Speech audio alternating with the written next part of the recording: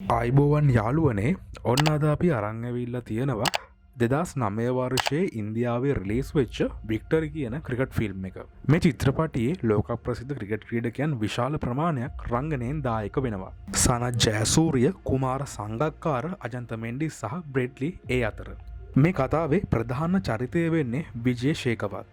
ඔහුගේ එකම හීනය වෙන්නේ දවසක ඉන්දියානු ජාතික කණ්ඩායම නියෝජනය කිරීමයි. විජයගේ විතරක් නෙමේ විජයගේ තාත්තගෙත් එකම හීනය තමන්ගේ පුතා යම්කිසි දවසක ජාතික කණ්ඩායම නියෝජනය කරනු දැකීමයි. ආරාධනා කරනවා සියලුම ක්‍රිකට් පිස්සන්ට ආරම්භයේ ඉඳලා අවසානය වෙනකම්ම මේ සුපිරි චිත්‍රපටිය නරඹන්න කියලා.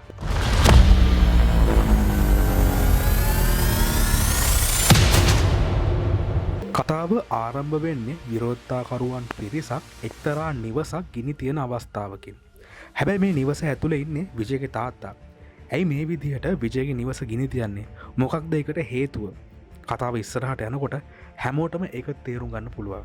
ඒත් එක්කම අපේ කතාව අවුරුදු 3ක් ආපස්සට යනවා.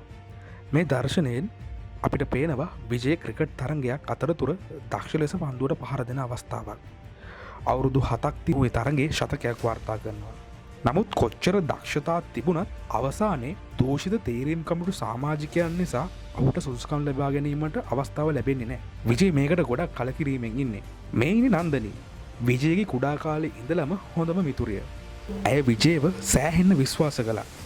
විජේ වැටෙන හැම අවස්ථාවකදීම දිරිමත් කළේ ඇය.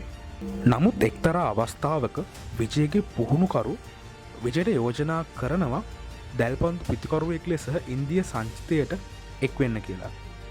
ඒ ඔස්ට්‍රේලියානු තරඟ සංචාරය සඳහා. ඒ අවස්ථාවට ඉන්දීය කණ්ඩායමේ ප්‍රධාන පුහුණුකරු සම්බන්ධ වන නිසා ඔහුට පැහැදීමක් ඇති වුණොත් අනිවාර්යයෙන්ම ඕනෑම දෙයක් සිදුවිය හැකි නිසා. අවසානයේ ඒ සඳහා විජය එකඟ වෙනවා. පහුවදා විජය තමන්ගේ තාත්තයි පුහුණුකරුත් එක්ක ඒ පුහුණු සැසියට සහභාගී වෙන්න යනවා. ඒත් විජයට අවස්ථාවක් ලැබෙන්නේ නැහැ. ඒ වෙලාවේ විජයට කේන්ති යනවා. ඔහු ප්‍රධාන පුහුණුකරු සමග බහින් බස්වීමක් ඇති කරගන්නවා. අවසානයේ පුහුණුකරු ඔහුට අවස්ථාවක් දෙනවා. ඒ ඉන්දිය කණ්ඩායමේ ප්‍රබල පන්දු යවන්නන්ට පහර දීමට. විජේ කිසිම පැකිලීමකින් තොරව ඒ අභියෝගය බාර ගන්නවා. ඊළඟ දර්ශනයෙන් විජේ ඉන්දියානු කණ්ඩායමේ පන්දු යවන්නට මුහුණ දෙන ආකාරයක් පෙන්눔 කරනවා.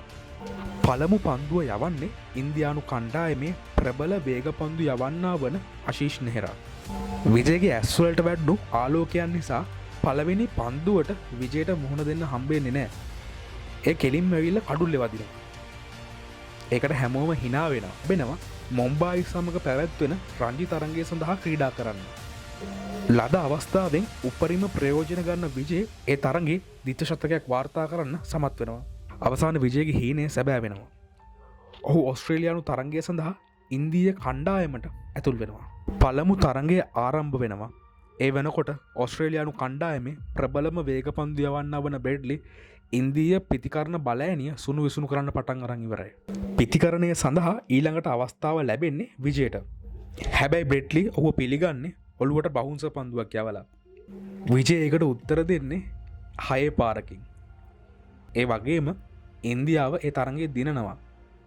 වකා Younis man of the match සම්මානය ඔහුට පිරිනමනවා.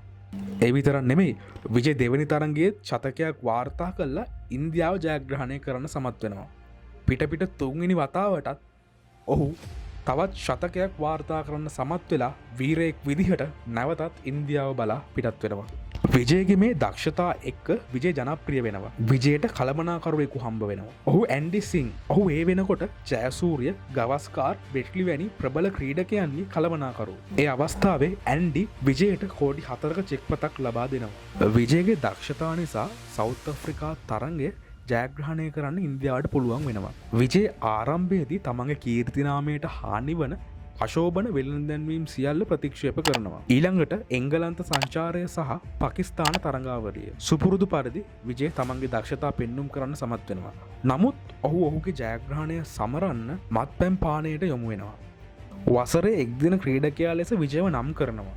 මේ අතරතුර විජය ඇන්ඩි සමග එකතු වෙලා වසර 3ක කාලයක් සඳහා කෝටි 100ක ගිවිසුමක් අත්සන් කරනවා. විජය තමන්ගේ තාත්තා වෙනුවෙන් කෝටි 25ක් වියදම් කළා නිවසක් මිලදී ගන්නවා. ඒත් විජයගේ තාත්තා ඇන්ඩිට පොඩ්ඩක්වත් කැමති නෑ. ඔහු විජයට කියනවා ඇන්ඩිගෙන් පරිස්සම් වෙලා ඉන්න කියලා. ඇන්ඩි විජයගේ පුහුණු කාලය තුළ විජයව වෙළඳ දැන්වීම සඳහා එක්කන් යනවා. ඒ වගේම පුහුණු කඳවුරුවලට සහභාගී නොවන ලෙස ඔහු විජයට උපදෙස් දෙනවා. විජය මුදල් නිසා වෙනස් වන අතර ක්‍රිකට් ඔහුගේ ජීවිතයෙන් ටිකෙන් ටික ඈත් වෙනවා. අවසානයේ ඔහු නරක දේවල් සඳහා ඇබ්බැහි වෙනවා. කාලය එනවා. විජයගේ අසාර්ථක වීම ආරම්භ වෙනවා. ඒ ශ්‍රී ලංකා තරඟ සංචාරයේදී ඔහු දිගින් දිගටම අසාර්ථක වෙනවා. ඔහු ක්‍රීඩා කරන්නේ ආධුනික ක්‍රිකට් ක්‍රීඩකයෙකුටත් වඩා පහළ මට්ටමක. මේ අසාර්ථක වීම බලා සිටීමට නොහැකි වූ ඔහුගේ පියා ඔහු හොයාගෙන ඔහුගේ නිවසට එනවා. ඒ වෙලාවෙත් විජෙත් එක්ක ඇන්ඩි ඉන්නවා. ඔහුගේ පියා දකිනවා. විජයගේ පියා ඇන්ඩිව නිවසින් එළියට එළවනවා. ඒ වෙලාවේ විජය තමන්ගේ තාත්තා එක්ක බහින් බස්වීමක් වෙලා එතනින් පිටත් වෙනවා. කෝපයෙන් සහ බීමතින් විජය පුහුණුවීම් වලට ගිහිල්ලා ඔහුගේ කොන්දේ ආබාධයක් ඇති කරගන්නවා. ඒ නිසා ඔහුට මහසායක කාලයක් ක්‍රිකට් ක්‍රීඩාව නැති වෙනවා. ඇන්ඩි විජයට කියනවා මේ ආබාධය කිසිම කෙනෙක්ට කියන්න එපා කියලා. විජය ඉනිම් 20ක් තුළ දිගින් දිගටම අසාර්ථක වෙනවා. වෛද්‍යවරයා ඇන්ඩිට කියනවා විජයට ඉක්මනට ශල්‍ය කර්මයක් කරන්න ඕනේ කියලා. ඒත් ඇන්ඩි කියනවා ඒ බව කිසිම වෙලාවක විජයට කියන්න එපා කියලා. ඇන්ඩි විජයට කියනවා දිගටම ක්‍රීඩා කරන්න වේදනානාශකයක් ගන්න කියලා. ඒ අතරතුර පාකිස්තානය සමග පැවැත්වෙන තරඟේ විජය ලකුණු 61ක් ලබා ගන්නවා. ඒ අවස්ථාවේ දුවද්දි දැවීමකදී විජයගේ කොන්ද තව තවත් ආබාධයට ලක් වෙනවා. විජය තීරණය කරනවා මේ සියල්ල පුහුණුකරුට කියන්න. ඒත් ඊට කලින් ඇන්ඩි මාධ්‍ය සාකච්ඡාවක් තියලා කියනවා විජය ඔහුගේ ආබාධය හංගන සෙල්ලම් කළා කියලා. ඔහු ද්‍රෝහියෙක් කියලා ඒ ප්‍රසිද්ධ මාධ්‍යයේදී ඇන්ඩි ප්‍රකාශ කරනවා. ඒ සිදුවීමත් එක්ක කම්පනයට පත්වෙච්ච විජයගේ තාත්තා ඒ ලැජ්ජාව දරාගන්න බැරුව මොළේ රුධිර වාහනයකට ලක් වෙනවා. අපි මුලින් කතා කරපු විජයගේ නිවසට ගිනි තියන්නේ මේ හේතුව නිසා. විජයට ක්‍රිකට් තහනම් වෙනවා. ඒ අතරතුර ඇන්ඩි විජයට නඩු පවරනවා. ඇන්ඩිගෙන් උපයාගත් සියලුම දේවල් නැවතත් ඇන්ඩි ඔහුගෙන් ලබා ගන්නවා. ඊට පස්සේ විජය තමන්ගේ සැත්කම කරන්න නන්දනිත් එක්ක ඕස්ට්‍රේලියාවට යනවා. ඒකට විජයට උදව් කරන්නේ බෙට්ලි. බෙට්ලි ඒ සඳහා ඕස්ට්‍රේලියාවේ සිටින හොඳම වෛද්‍යවරු විජයට සම්බන්ධ කරනවා. කාලයත් එක්ක විජයගේ සැත්කම සාර්ථක වෙනවා.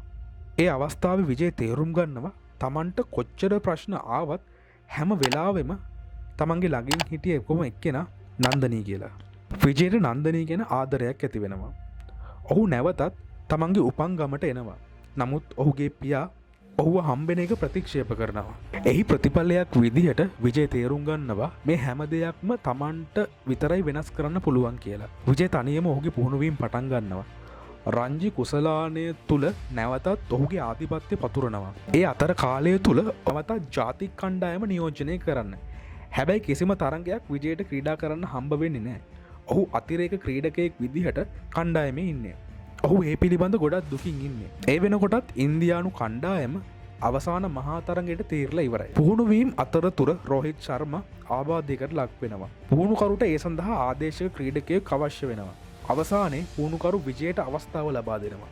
අවසාන තරගයේ ඉන්දියාව විශාල ලකුණු සංඛ්‍යාවක් හඹා යන අතර ඒ වන විටත් ඉන්දියාවේ කඩජය බාරගන්න සූදානමක් නැහැ.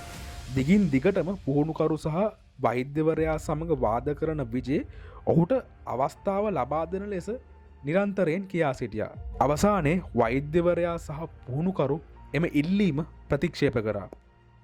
ඉන්දියානු කණ්ඩායමේ තවත් කඩුල්ලක් බිඳ වැටෙනවා. ඔහු නැවත වරක් පුහුණුකරු හම්බෙලා අවසර ඉල්ලනවා. ඒ වන විටත් 9 වෙනි කඩුල්ල දෙවී ගිහින් තරගය නිමා වෙනවා. ප්‍රේක්ෂකයෝ හැමෝම එළියට යන්න හදනකොටම විජය නැවතත් ක්‍රීඩා පිටිය තුලට එනවා.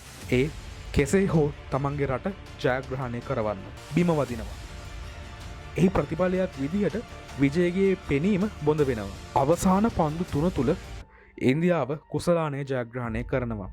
තරගයෙන් පස්සේ විජය නැවතත් වීරයෙක් විදිහට තමන්ගේ ගමට එනවා. ඒ තාත්තවයි නන්දනීවයි බලන්න. විජය සහ ඔහුගේ පියා නැවතත් සමගි වෙන අතර සියල්ල හොඳින් සිදුවන විට විජයගේ පියා විජයගේ උරහිස උඩ මිය යනවා. කතාව ඉවර වෙන්නේ විජය නැවත වරක් තමන්ගේ රට වෙනුවෙන් ක්‍රීඩා කරන අවස්ථාවක්. අවසානයේ අපි හැමෝටම ආරාධනා කරනවා අපිව සබ්ස්ක්‍රයිබ් කරලා ඉස්සරහට එන්න තියෙන වීඩියෝස් මේ විදිහටම බලන්න කියලා. ජය වේවා.